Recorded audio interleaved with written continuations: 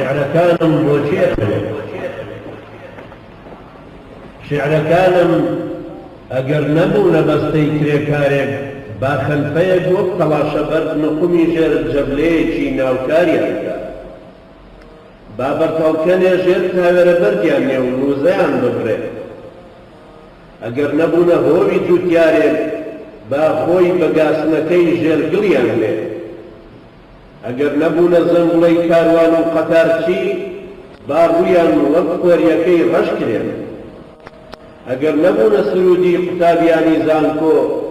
با زمانیان لە زیندانی ئاسایشدا بقرتێنرێ گەر نەبوونە قردێلەی ژێر سەرپۆشی خوشکێکی مسڵمان با بدرێنە دەست سارتەرێ گەر نەبوونە گڕ و گاڵی مناڵانی ئیسلام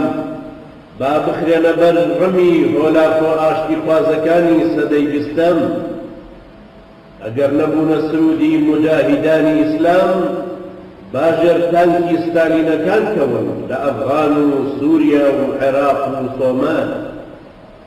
ئەگەر نەبوونە ئاهی کۆستکەوتووی بێشوانی کورد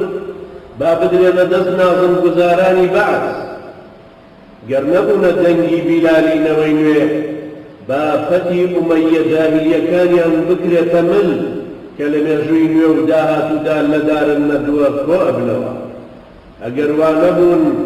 مەهێڵن لە هیچ چاپخانەیەکدا لەدایک بن